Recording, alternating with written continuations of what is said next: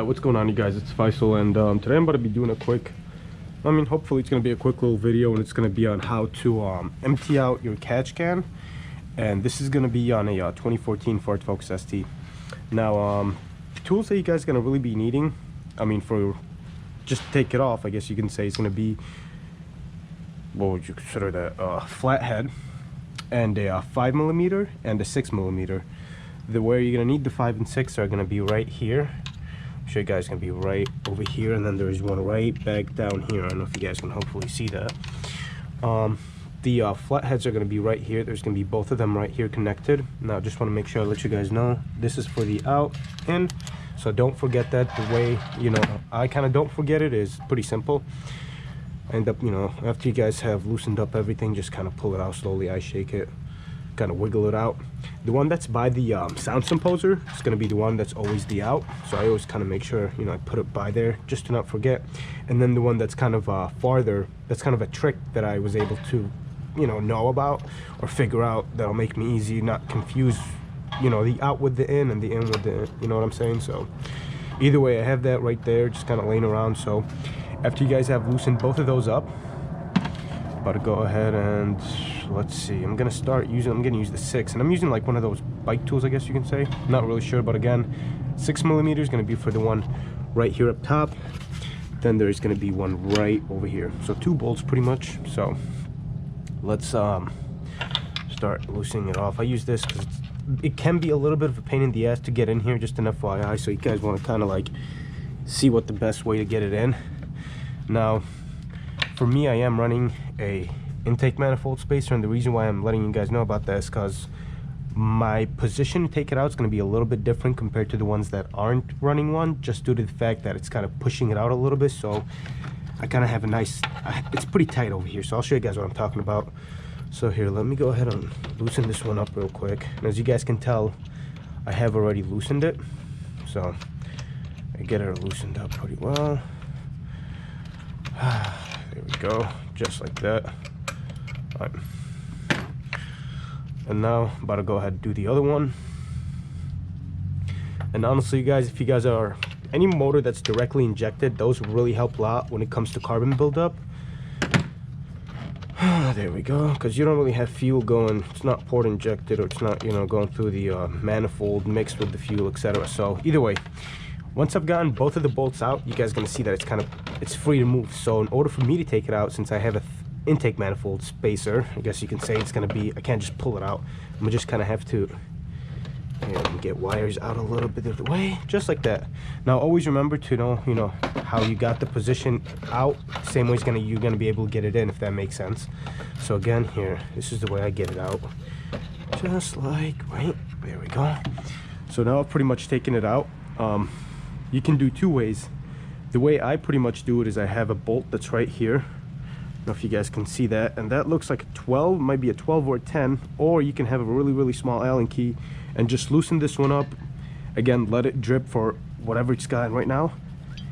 It doesn't really have any that much. I just ended up doing it recently, so I don't really have to drain it or anything like that. But you can have it, again, 2 ways to drain it. First way is right here. I think that's like a 2mm Allen key. It's really small, and the other way is going to be the 12 or the 10 right here. Just loosen everything up, and it'll be able to just drip all the way out. So pretty much after you guys have drained everything, just go ahead and start putting it back where it belongs. Just make sure it's sitting in there properly. My situation's really tight over here, like really tight, but hey, it still works. So go ahead and make sure it fits. Now another thing, actually, hold on before I put it back, I have to have mine facing downwards, just because if it's kind of tilted a little bit to the side or anything, it's gonna have a lot of problems with clearance when it comes over here. So just an FYI. Alright, so now let's go ahead and put this back, kind of let it sit properly. Again, I personally would use the first 6mm. I have a little bit of grease on there just to make it a little, have that boy, go in there real easy, you feel? So either way, go ahead and I'm gonna go ahead and put the 6mm first. Kind of just get it on there a bit. Get the 5, lift it up a bit. Don't tighten one and completely tighten the other one. Just kind of wait till both of them are in there nicely. Go ahead and kind of have them snug, if That's the word that I'm looking for, actually. There we go. Kind of make sure, you know, a bit on the snug side. Now again, as you guys remember, the one that's all the way in the farthest one from this imposer is going to be the in, and the one that's pretty much closer to this imposer is going to be the out. This imposer, this is the sound imposer delete that I have, or whatever you guys want to really call it. So go ahead and place it back after you guys have, you know, drained it and etc. Oh wait, almost forgot something. Fuck.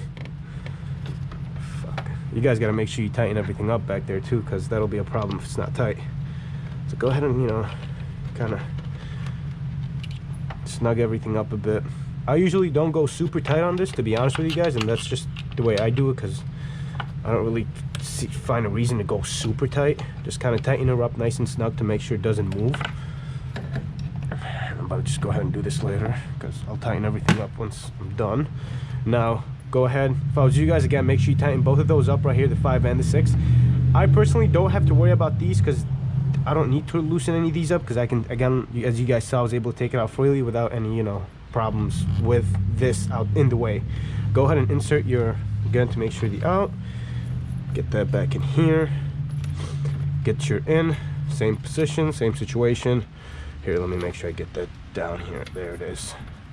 Again, right over here. Again, they're both flatheads, so, or I think they're either flatheads or maybe they're probably like 4 millimeters. I don't even know. This thing's really, really small when it comes to, like, yeah, if you guys want to use a ratchet, but I don't know why you guys even want to use one. But to all the people that might not have a flathead and have, you know, other equipment on deck, so go ahead and make sure you tighten both of those up nice.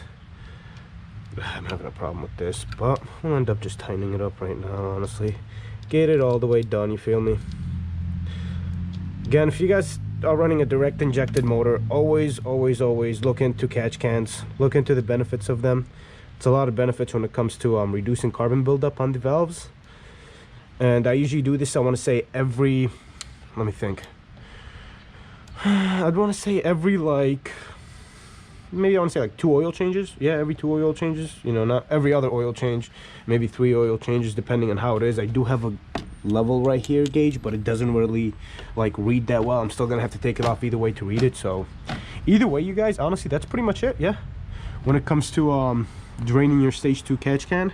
If you guys have any questions or anything like that, leave them in the comment. If you guys have any idea on ways to be able to take this off, that would be great too when it comes to like the internal, but I'm not gonna really have to worry about that. But I would love to see someone be able to do that, because I'd like to learn about it. But yeah, it's pretty simple job. You don't really need to take it to a shop to get it, you know, drained. It's really easy. It's just a simple DIY, whatever you guys want to call it. So yeah, please like, comment, subscribe, and that's pretty much it.